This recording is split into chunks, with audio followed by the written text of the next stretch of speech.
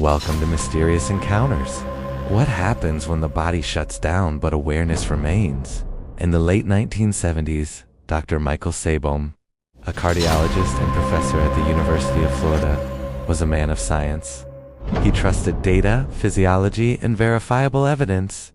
He was a skeptic, but when his cardiac patients began reporting memories from the period when they were clinically unconscious or even dead, his skepticism met a challenge it could not ignore.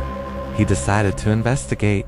Sabom conducted a rigorous study, interviewing 116 patients who had survived a near-death crisis.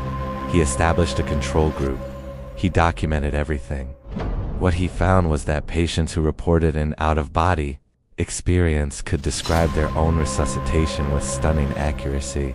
Those who didn't have such an experience could only guess, and their guesses were almost always wrong. One patient, a man undergoing emergency surgery, later recalled floating above the operating table. He described watching the surgeon work, but then he noticed something specific. The heart monitor, which he could see from his position near the ceiling, remained flat.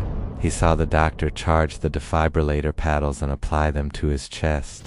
He saw his body jump, but then he heard the doctor say, "It's not working, do it again." He witnessed a second shock administered just moments after the first, an unusual but necessary procedure.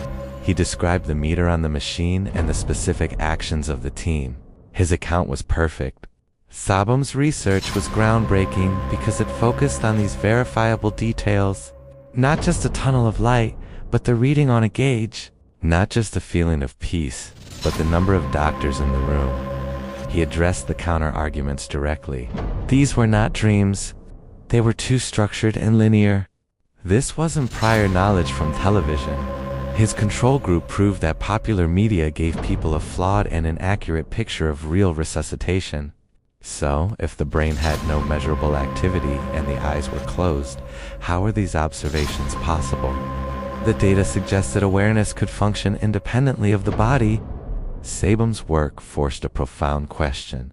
Is the brain a generator of consciousness, creating it from scratch? Or is it a receiver, a complex antenna that tunes into a signal that exists outside of it?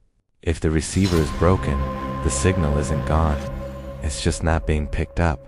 Dr. Sabom never claimed to have proven the existence of an afterlife. He was a scientist. He documented an anomaly, a ghost in the medical machine. His findings suggest that the physical body may only be a temporary host, and that the self, our core awareness, might be a traveler passing through.